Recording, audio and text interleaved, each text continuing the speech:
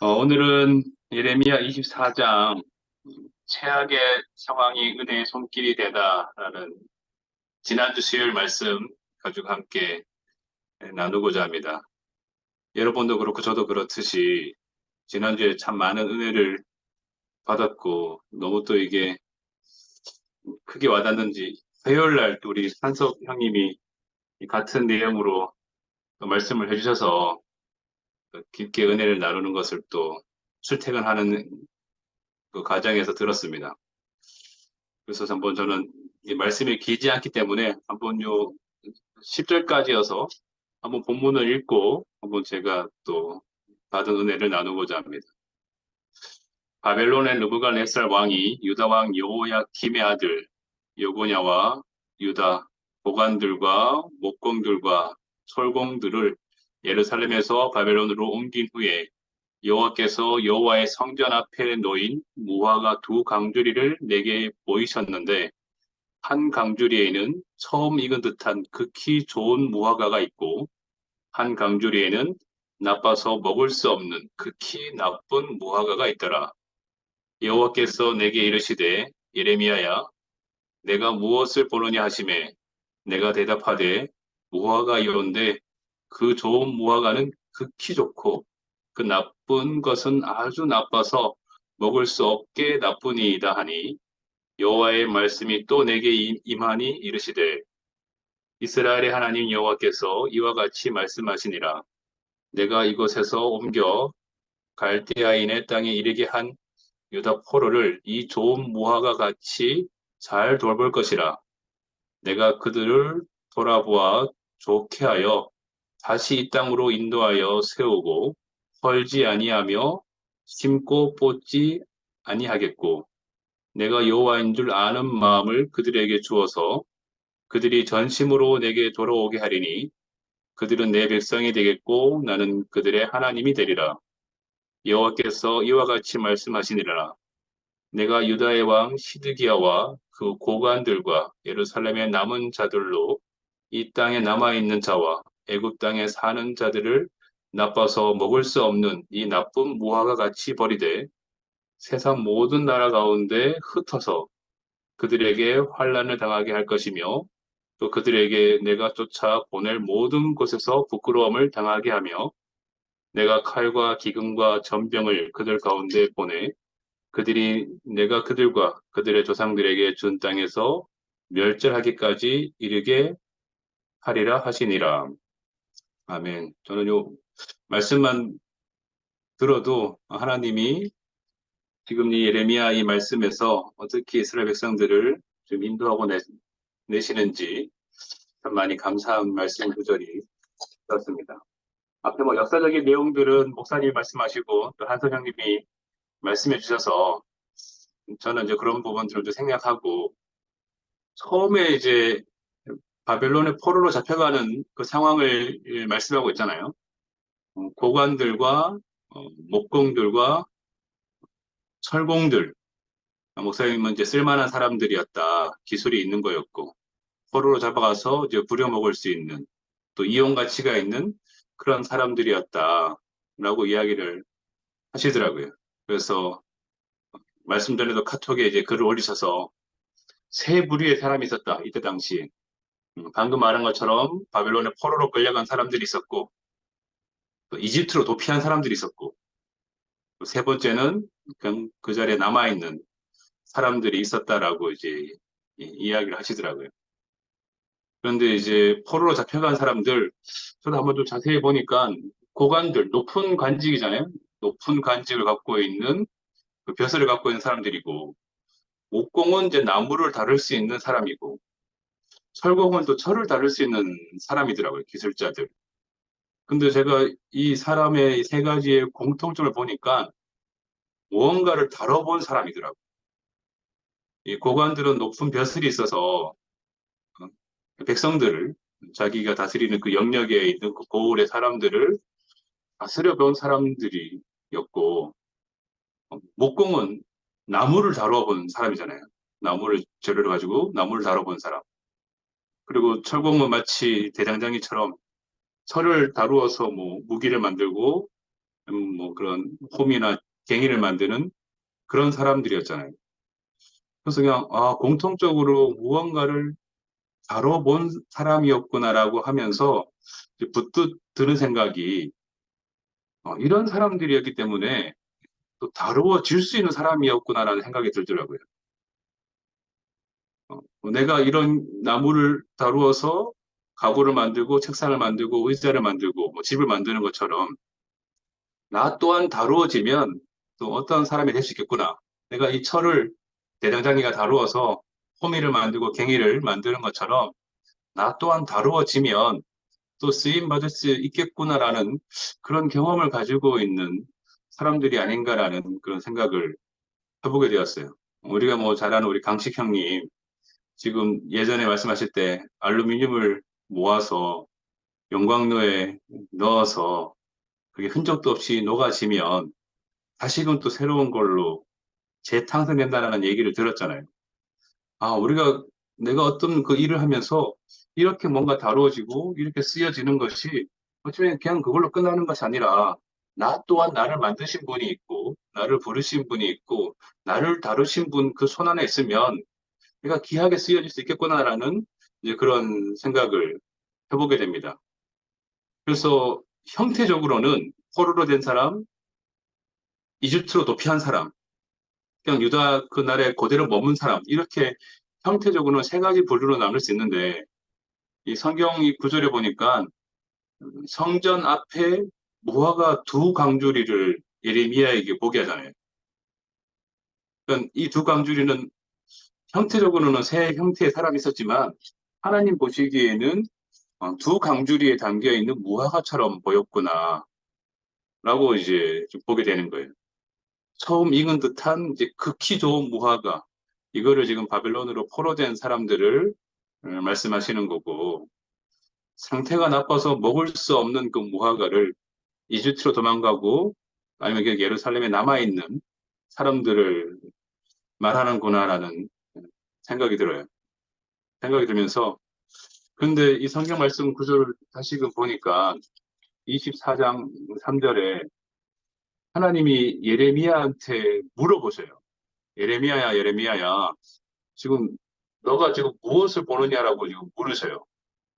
그랬더니 예레미야가 뭐라고 말하냐면 좋은 무화과는 극히 좋고 나쁜 것은 아주 나빠서 먹을 수 없게 나쁘게 보입니다라고 이제 이야기하는 거예요. 근데 방금 전에도 이 똑같은 말을 하거든요.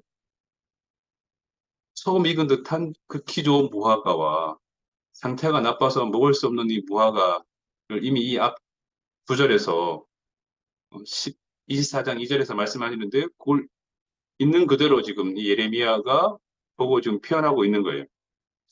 이게 하나님이 쓰시기에 합당한 사람이구나. 있는 그대로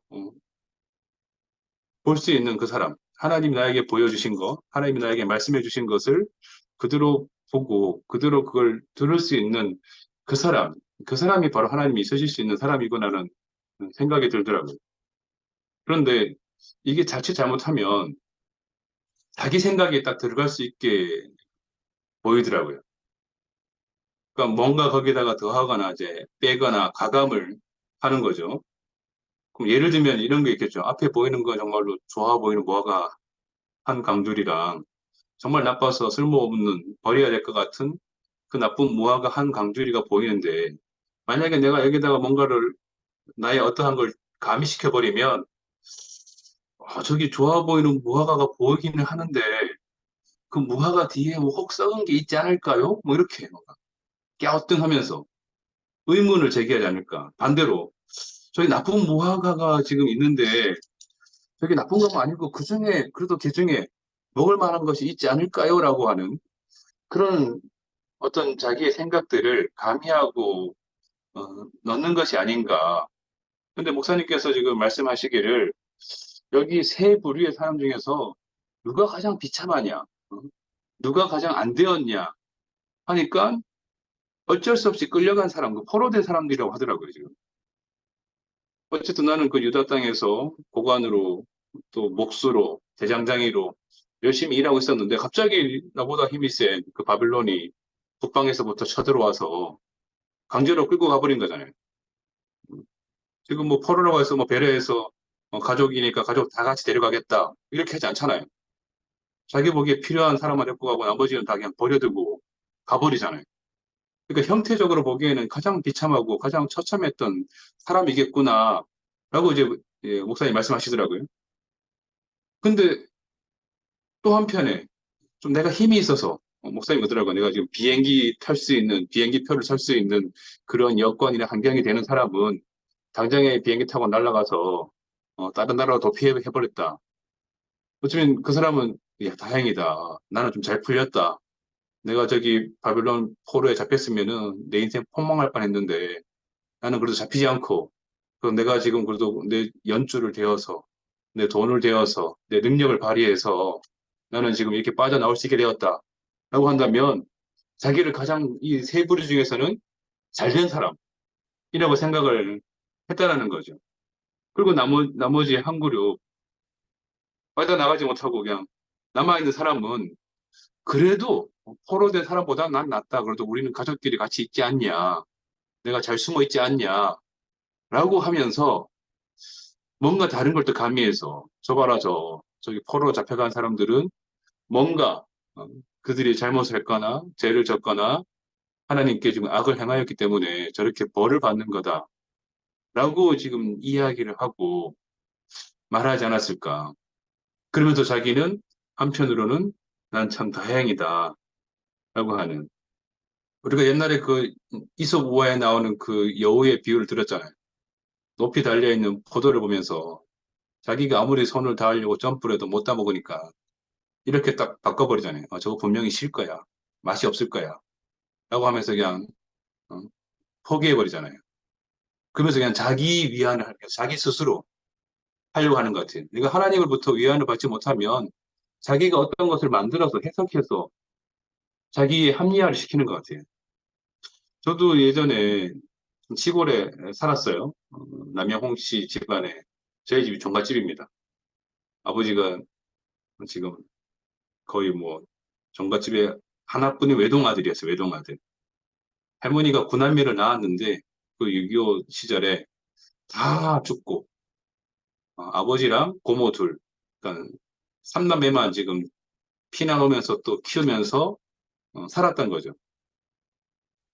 그러니까 그 남영홍 씨 종갓집의 장손이 하나뿐인 외동아들이니까 얼마나 이제 귀하게 컸겠어요. 그런데 지금 그게 문제가 아니라 엄청난 제사를 지내야 됐어요. 제사를. 종갓집이니까. 거기에 저희 어머님이 이제 며느리로 시집을 온 거잖아요. 시집을. 시집을 와서 이제 거의 제 기억에는 많게는 뭐 1년에 한 뭐 9번, 뭐 10번 이렇게 제사를 지냈던 것 같아요. 그리고 이제 추석, 구정, 명절 되면은 제가 한번 숫자를 세봤어요. 몇 명이 오시는가. 작은 할아버지부터 뭐 쭉 오시니까 아이들까지 한 40명 오더라고요, 진짜. 그러니까 정말로 이게 지금 며느리는 혼자밖에 없잖아요, 엄마가 혼자. 이제 그런 제사를 지내고 했던 거예요. 그래서 저는 참 신기한 게 제가 중학교 때 나는 동네에 있는 우리 교회 목사님, 그때 작은 시골 교회 목사님이 너무 좋아 보여서 나도 닮고 싶어서 나도 크면은 목사님처럼 되어야지 하고 이제 나는 이제 꿈을 적으면 항상 목사님이라고 적었어요. 그래서 신학교를 가겠다 했어요. 근데 지금 여러분 아시겠지만 그 종갓집에 장손인 집안에 제사를 지내는 집안에 그 아들이 신학교를 가겠다, 하나님을 믿겠다 하는 게 지금 이게 가당키나 한 얘기였겠어요, 이게? 이게 먹히는 이야기였겠어요, 이게? 정말로 어느 한날은 저희 어머님이 요리하다가 우시더라고. 나는 아들을 하나 잃어버린 것 같다. 라고. 제가 신학교를 간다고 하니까. 제가 옆에 가가지고 그랬어. 내가 더 잘할 거니까 그렇게 울지 마시라. 근데 그나마 그게 암묵적으로 허용이 되었던 게 제가 늘 잘할 때 열등감이었던 둘째여서 그래요, 둘째. 어쨌든 형이 있고, 장남이. 그러니까 저희 할머니도 장손만 잘 되면 된다. 장손이 뭐 제사 모시고 상이면 되지.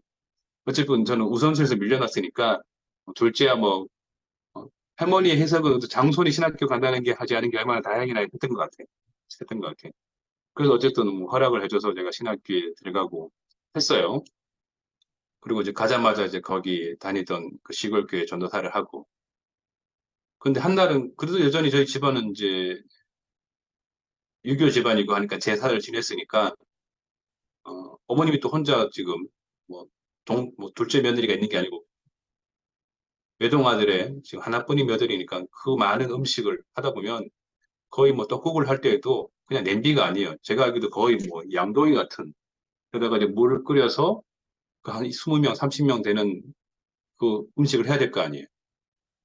근데 그때 그걸 하다가 가스레인지에 그걸 물을 팔팔 끓는 물을 끓이다가 걔를 내리다가 뭔가 힘이 빠졌는지 다리 밑으로 엎어버린 거예요. 뜨거운 물을. 그래서 지금 거의 뭐 화상을 입고 지금 난리가 난 거죠. 그 제삿날에. 그래서 지금 거기 시골이니까 뭐 구급차를 부를 수가 없고 저는 너무 급한 나머지 제가 그냥 목사님이었잖아요. 목사님. 왜냐면 차가 있으니까. 교회 봉고차가 있으니까. 목사님 전화해서 지금 저희 어머님이 큰일 났다. 지금 화상을 입고 뭘 쏟아서 병원에 빨리 가야 되는데 좀 와줄 수 있느냐. 어쨌든 명절이지만 목사님은 제사를 안 지내니까 지금 여유가 있어서 감사하게 당장 와주셔서 병원에 가고 그뭐 부풀어 오르더라고요. 이 살이 막 하얗게 그걸 더 다 떼내고 하면서 이제 치료를 받으신 거예요. 어떤 일이 생긴 거잖아요. 근데 제가 이거를 제가 다니던 교회에서 이런 일이 있었다라고 하니까 어떠한 집사님이 저희한테 얘기를 하는 거예요. 거 봐라, 벌 받았다고. 우상을 섬겨서 제사를 지내서 벌 받았다고 얘기하는 거예요. 아니 설령 그게 그분의 그런 생각이 있다 그래도 저는 그래도 아들인데 아들이 저한테 그렇게 이야기를 하는 게 지금 벌써 한 30년 지났을 거 아니에요, 지금. 근데도 지금 제 기억에 남아있어요, 그 장면이. 왜냐하면 우리가 우리에게 일어난 이 일들에 대해서 있는 그대로 보지 못하면 아, 내가 이렇게 저렇게 이거를 이렇게 붙이고 저렇게 붙이고 갖다 붙이면서 그게 마치 하나님의 일인 것처럼 하나님의 뜻인 것처럼 막 해석할 수 있겠다라는 생각이 드는 거예요. 그런데 오늘 여기 예레미야 24장에 나오는 이 예레미야는 예레미야야 너한테 이 두 강줄이가 있는데 어떻게 보이냐 하니까 좋은 것은 지극하게 좋게 보이고 나쁜 것은 정말 쓸모없게 먹을 수 없게 보인다라고 있는 그대로 이야기하는 그 예레미야를 보게 되는 거예요. 그런데 그 당시에 예레미야와 반대에 있는 그 거짓 선지자들은 어떻게 말을 했느냐? 아, 저 예레미야 말 믿지 마라. 우리 예루살렘, 우리 이 유다 땅은 절대 망하지 않는다. 하나님이 택한, 우리는 선택받은 선민 사장이 있는데 어떻게 우리가 망하겠냐? 저 거짓말이다. 저 입 막아라. 저 감옥에 가둬라. 뭐 이렇게 했잖아요. 그러니까 많은 사람들이 그 예레미야의 말을 들은 게 아니라 그 거짓 선지자들의 말을 듣고 반응한 거예요. 그러다 보니까는 어떻게 돼요? 이렇게 바벨론이 쳐들어오고 포로로 잡혀가고 끌려가는 사람들은 그들의 인식상에서는 쟤들이 뭔가 죄를 졌다 하나님 앞에. 얼마나 하나님 앞에 못쓸 죄를 졌으면 회복할 수 없는 죄를 졌으면 저렇게 처절하게 포로로 끌려가냐 잡혀가냐 우리끼리라도 우리라도 잘 살아남아서 하자라면서 의기투합하지 않았겠냐는 거예요. 예. 근데 하나님 말씀하시잖아요. 이 다음 구절에 처음 익은 듯한 극히 좋은 그 무화과 나무가 바벨론으로 포로 간 사람들이다 라고 얘기를 하는 거예요. 근데 이 말을 하나님 보시기에 이미 이 앞에부터 지금 예레미야 1장서부터 계속해서 얘기했잖아요. 북방의 끓는 뭐 하면서 이야기를 하잖아요. 하면서 그 얘기가 뭐냐면 북방에서 힘이 센 바벨론이 쳐들어올 거다라고 지금 끊임없이 예레미야가 이야기를 했어요. 근데 그게 실제로 이루어졌어요. 이루어진 그 일에 대해서 우리가 하나님께 죄를 지었고 그것에 대해서 예레미야가 지금 계속해서 경고를 메시지를 줬고 그 경고에 의해서 지금 우리가 이 예루살렘이 함락당하고 멸망하고 우리는 끌려가는구나. 이걸 어쩌면 마땅히 받아들인 사람 같아요. 그때 끌려갔던 고관들과 목공들과 철공 사람들은 이미 그 예레미야가 했던 얘기에 들었던 사람인데 반대로 지금 거짓 선지자들의 말을 듣고 그 바벨론의 칼을 피해서 어떤 사람은 도망치고 어떤 사람은 숨어가지고 살아남았잖아요. 이 사람들은 그 예레미야의 그 예언을 하나도 지금 받아들이지 않은 사람들로 이제 보여지게 되는 거죠. 보여지게 되는. 그래서 하나님의 다루심을 받는 것이 얼마나 귀한 축복인지. 그래서 저도 지금 앞번에 말했던 것처럼 고관들과 목공들과 설공들의 공통점이 뭔가 백성을 다루어 받고 고관들은 목수들, 목공들은 나무를 다루어 받고 철공, 즉 대장장이들은 철을 다루어 봤던 사람이구나. 그렇기 때문에 나 또한 나를 지으신 하나님에게 의해서 다루어지는 사람인 게 당연하구나라고 받아들였던 사람이 아닌가라는 생각이 들어요. 이게 바로 이제 목사님 말한 이 연단이라고 하잖아요, 연단. 단련시킨 후에 정금같이 나오리라 하는 그 말씀도 일맥상통하는 것 같아요. 예레미야의 이 말씀은 딱 두 가지 키워드잖아요. 심판과 회복. 하나님께 죄를 지은 그 이스라엘 백성, 그 유대 민족이 하나님으로부터 심판을 받고 다시금 회복이 되어지는 과정이잖아요. 그럼 그 심판의 과정은 포로로 끌려가는 게 맞는 거예요. 근데 이집트로 도망가고 유다에 숨은 사람은 어쩌면 그 심판을 피한 사람이잖아요, 심판을. 심판을 피한 사람들에게는 그 다음에 회복이라는 단어를 쓸 수가 없어요. 왜냐면 이 예레미야 말씀은 심판받고 그 심판받은 백성이 어떻게 다시 회복되어지는가를 쓴 글인데 포로로 잡혀간 사람들은 그 심판을 달게 받고 우리가 하나님께 죄를 범하였음에 그 징계를 받는 게 합당합니다.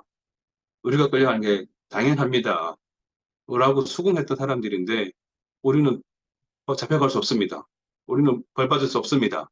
끌려갈 수 없습니다라고 피하고 도망가고 숨었던 사람들은 그 심판 자체가 없었기 때문에 회복도 없는구나라고 이제 알아지게 되는 거예요. 알아지게 되는 거예요. 그래서 연단 받은 것이 어쩌면 내 인생에 묻었던 군더더기를 떨쳐내게 하는 과정이라고 하더라고요. 아, 내가 이런 또 하나님이 아닌 다른 것들을 또 붙잡고 있었구나. 나에게 달라붙어 있었구나. 나에게도 생각이 들어왔구나.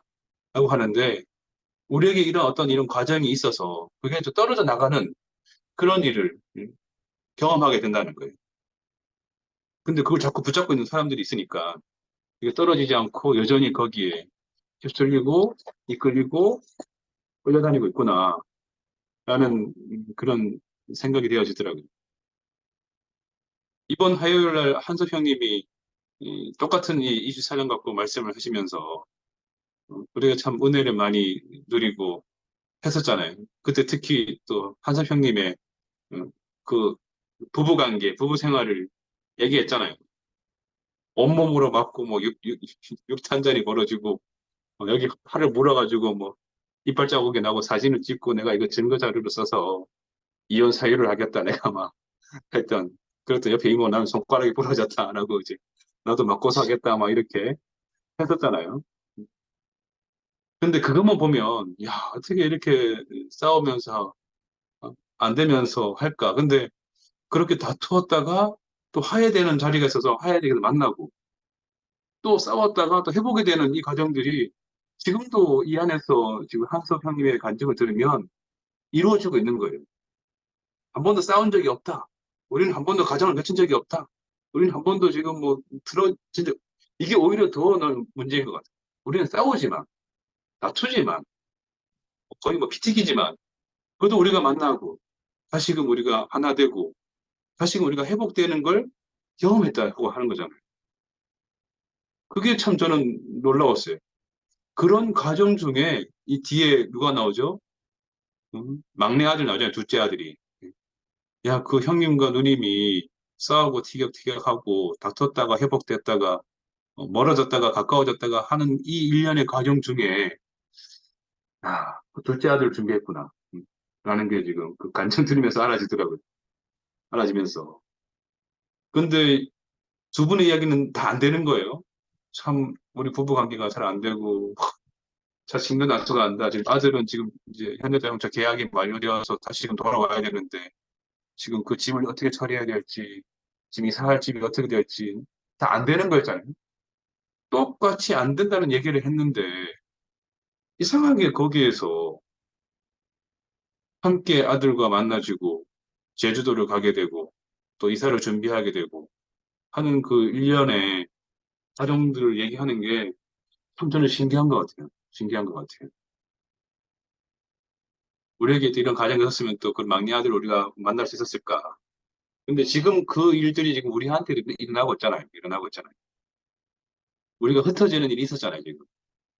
흩어지는 일이 있고 나니까 우리가 같이 한다는 게, 함께 한다는 게 얼마나 소중한지, 얼마나 귀한 건지, 오늘 이 시간에 이 줌에 들어와서 얼굴을 비치고 함께 이 시간을 나눌 수 있다는 이 자체가 얼마나 소중한지를 우리가 더 깊게 몸으로 체험한 사람들이 되었잖아요.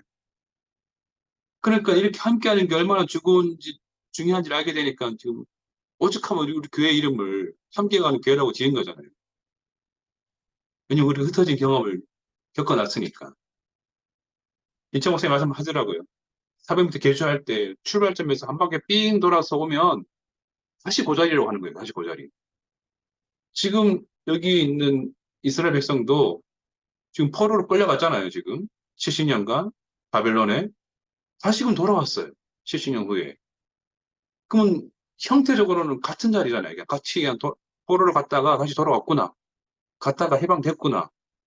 라고 지금 보면은 표면적으로는 똑같은 건데 이 포로로 된 경험이 있기 전과 이 과정을 거치고 난 이후에 이 백성들의 마음이 달라졌다는 거예요. 달라졌다는 거예요. 그걸 지금 7장에서 표현하고 있잖아요. 이 일을 통해서 내가 여호와인 줄 아는 마음을 그들에게 주어서 그들이 전심으로 내게 돌아오게 하리니 그 전까지는 아무리 돌이키라고 지금 예레미야가 목 터지라 외치고 해도 귀뚱으로도 안 들었잖아요. 근데 이런 일이 있고 나니까 아, 나를 지으신 분이 하나님이시구나. 나를 부르신 분이 하나님이시구나. 나를 다루시는 분이 하나님이시구나라는 것을 더 깊게, 더 온몸으로 경험하게 되고, 그렇게 되니까 어떻게 돼요? 그들은 내 백성이 되겠고, 나는 그들의 하나님이 되겠다라는 이런 축복의 말씀을 하잖아요. 완전하게 지금 하나님과 이 백성이 회복되어지는 그 말씀을 하게 되잖아요. 아, 이게 정말로 그냥 의미 없는 그 가정이 아니라 하나님께로 돌아올 수 있게 하는 그런 마음을 들게 하는 이 가정이었구나라는 게 더 깊이 알아지게 되었잖아요. 목사님도 그 한참 교회를 건축하고 할 때 힘들었다는 답이 있었잖아요. 그때 그 힘든 과정에 남는 사람이 누구인지 알게 되었잖아요. 남는 사람이. 아, 내가 이제 힘들어졌고, 내가 별 볼일 없어졌구나 하니까 다 떠나간 사람들이 대부분이었잖아요. 저희가 그랬거든요. 제가 22살에 아버지가 돌아가셨으니까. 어쨌든 농협에 근무하면서 안정적으로 일을 하셨고, 되게 호인이셨어요, 호인. 정말 그냥 뼛속까지 선비정신이 있는 그 양반에 대한 그 체면을 중시한. 그러니까 되게 좋으신 분이었거든요. 근데 막상 돌아오고 나니까 한 달 후부터 사람들이 찾아옵니다. 저희 집에. 생각 같아서는 너희 아버님이 어떤 분인지 하면서 참 좋은 얘기 해줄 줄 알고, 위로해 줄 줄 알고 오는 줄 알았는데, 와서 하는 말은 내가 사실 너희 아버지한테 얼마 빌려줬다. 갚아라. 얼마 빌려줬다. 갚아라. 얼마 빌려줬다. 내놔라. 그러는 거예요. 진짜 실제 있었던 일, 실제 있었던 일. 지금도 기억해요. 어떤 주유소에서 그때 너 아버지가 기름 16만 원 지금 예상으로 간 거 있는데 그 돈 내놔라. 하고 있는. 저희가 거기에서 어쩌면 더 두 번 충격을 받은 거예요. 왜냐면 워낙 보수적인 집안이니까 아버지의 어떤 경제적인 부분들을 어머니랑 공유를 하지 않았어요.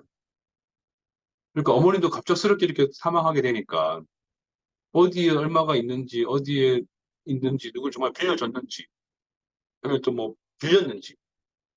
근데 제가 생각하기에도 아버지가 이렇게 어딘가에 빌렸다고 한다면 누군가에게 빌려줬을 거거든요.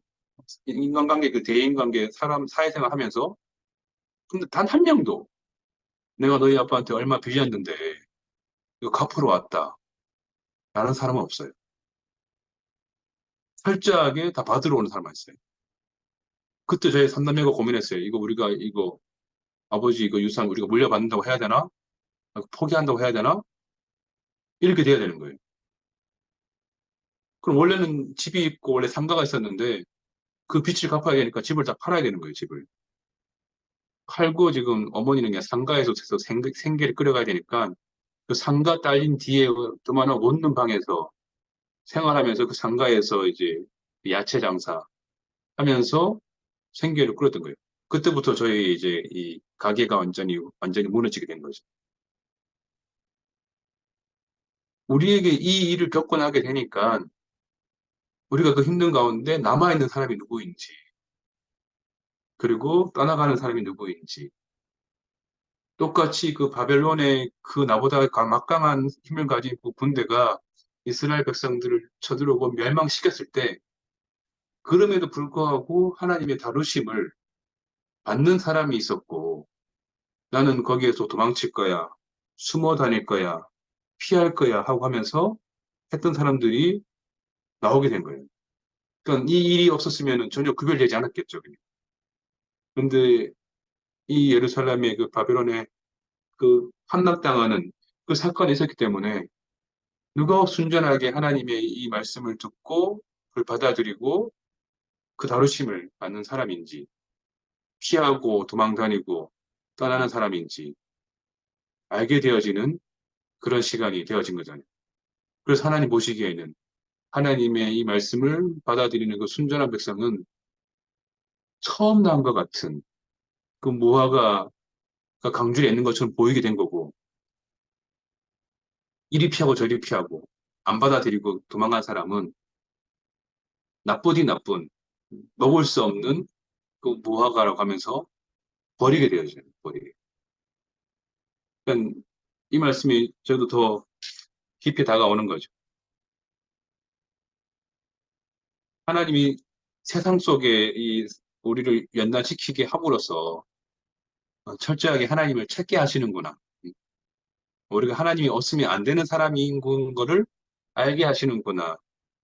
를 보게 되고 우리의 이 좁은 이 시선이 아니라 하나님의 이 시선으로 관점으로 볼 수 있게 하는 볼 수 있게 하는 그 일들이 우리에게 일어나고 있구나라는 게 어쩌면 더 깊이 깊이 알아졌어요. 그래서 그 한섭 형님이 말하니까 다 이제 부부 관계를 말했잖아요. 저도 뭐 부부 관계 말할 거면 뭐 말할 게 많은데 예전에 이 부부라는 이 단어에 왜 이런 단어가 나오냐고 어떤 책에 보니까 너무 사랑하는 남녀가 붙어 다니고 서로 사랑하고 뭐 챙겨주고 하니까 너무 부러워서 아이고 부럽다 아이고 부럽다 부러워해서 부부라고는 얘기가 나왔다는 설이 있었어요.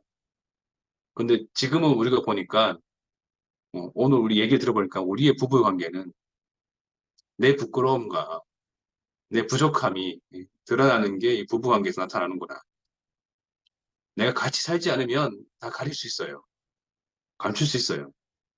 지금도 제가 얼마나 번듯하게 했어요. 해가 출근해가지고 지금 머리도 탁 빗고 옷도 딱 입고 지금 번듯하게 보이잖아요. 근데 저의 완전한 이 날가벗은 모습을 누가 알겠어요? 제 아내가 알 거 아니에요. 제 아내가. 어쩌면 저에게도 부끄러운 모습, 부족한 모습, 이것을 있다고 내려놓고 은혜를 구해야 될 사람이라고 이제 알아지는 거예요. 그게 없을 때는 내가 잘났으니까 넌 내 말 들으라 될 텐데 늘 나는 왜 이렇게 부족한 게 많은지, 부끄러운 게 많은지 그걸 내어놓을 수 있는 음, 그 자리를 여기서 고백하는 거잖아요. 우리가 이 안정을 통해서. 거기에서 우리가 또 만나지는 거죠. 나의 그 부족한 이 파인 부분이 어쩌면 그 사람이 딱 끼워질 수 있는, 맞춰질 수 있는 그 퍼즐처럼 아, 그런 자리가 되어지는구나라는 게 정말 정말 너무너무 신기한 것 같아요. 신기한 것 같고 어떻게 그렇게 딱 맞게 하셨을까 하는 게 하나지고 어쨌든 돌아오게 되니까 다시금 하나님께서 회복시켜주는 그래서 이 말씀 드리면서 이번 평택에서 목사님 했던 그 가룟 유다와 그 베드로 얘기가 다시금 또 올랐어요. 똑같이 베드로도 부인하고 저주하고 모른다라고 버리고 도망갔잖아요. 가룟 유다도 지금 은 몇 냥에 예수를 팔았잖아요. 그 판 사람과 부인하고 간 사람 종이 한 장 차이다라고 하더라고요. 종이 한 장 차이다. 그런데 목사님 말하는 게 내가 하나님을 믿는지 어떻게 알 수 있느냐. 이들마저도 사랑할 수 있는 이 사람이 다른 사람이라는 거지. 나한테 잘하고 호의적인 사람, 이건 누구나도 한다. 근데 나를 배반하고 나를 뒤통수 치고 했던 그 사람까지 사랑할 수 있는 이 마음. 이게 지금 예수가 말했던 이런 사람을 통해서 너희가 내 제자라고 하잖아요. 그러면서 제가 그때 간증됐어요. 참 안타깝다. 어쨌든 베드로는 부인하고 도망갔지만 살아있으니까 예수님이 다시 찾아와서 예수님께 돌이켜서 그리고 또 예수님 따르는 제자가 되었는데 가룟 유다도 만약에 살아만 있었으면 분명히 예수님이 찾아왔을 거다. 가룟 유다한테 만나러 왔을 거다. 만약에 그 가룟 유다가 다시금 돌이켜서 그 돌이킨 본인을 표현했다면 얼마나 더 아름다웠을까. 나는 그런 마음이 들더라고요. 그런 마음. 그래서 우리가 다시금 부끄러우니까 피해야지, 부끄러우니까 숨어야지 이게 아니라 이런 나라도 내가 표현되어지고 이런 나라도 찾아오시는 그 주님을 만났기에 내 안에서 이런 감사가 또 이런 은혜가 끊임없이 흘러나오는 것이 아닌가라는 생각을 하게 된 거예요. 생각을 하게 되면서 어쨌든 제가 김치한 목사님 말씀을 들으면 어떻게 이렇게 아버지의 마음을 잘 표현해 주는지 어떻게 그분을 통과해서 나오는 사람은 모두가 살아나는지 처음에 니고데모를 또 살리잖아요. 니고데모를 살리고 지난해에는 가룟 유다까지 정말 제 개념에서는 가룟 유다는 이건 살릴 수가 없다라는 그런 분이었는데 가룟 유다까지 살려내더라고요. 마르다와 마르다를 살리고 마리아와 마르다를 살리고 우리의 시선에서는 얘는 괜찮고 얘는 아니고 이렇게 꼭 구분해서 나누었는데 아버지의 눈으로 봤을 때는 다 같구나. 다 한 사람이구나. 어느 누구도 버릴 수 없는 사람이구나. 다 돌이켜 내게로 온다면 그를 발견하신 후에 병금같이 쓰시는 분이 우리 앞에 있구나. 그런 말씀을 해주시는 분이 있다는 게 너무너무 제게 소망이 되는 거예요. 왜냐면 저에게도 그 말씀을 해주실 분이기 때문에.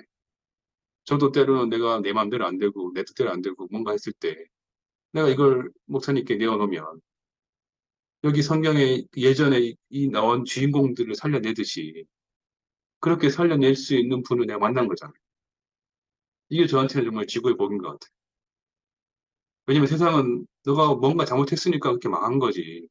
너가 뭔가 실수한 게 있으니까 그렇게 지금 찌그러진 거지. 잘 생각해봐. 네가 기억이 안 나지만 잘 생각해봐. 분명히 있을 거야. 라고 하면서 저를 정죄한 사람들만 있었지. 저를 살리는 사람이 없었거든요. 근데 제가 목사님 말씀을 듣고 교제하고 나누면서 니고데모가 살아날 때 저도 같이 살아나고 가룟유다가 다시금 살아날 때 저도 같이 살아나거든요. 이렇게 이 말씀을 통해서 오늘 나를 살고 있는 내가 다시 살아나고 있구나. 오늘 이 예레미야 이 말씀에 죄를 인하여서 징계를 받고 연단을 받고 포로를 끌려갔던 이 이스라엘 백성들이 어떻게 다시금 회복되어지는 그 과정에 저도 포함이 되어지는 거예요. 나도 이렇게 회복되어지겠구나. 다시금 하나님의 손길에 다루어지겠구나. 라는 것이 알아지니까 너무너무너무 감사하고 또 이렇게 또 얼굴을 비춰주시고 또 같이 나눠주신 우리 지체님들 너무 감사하고 주님을 찬양합니다.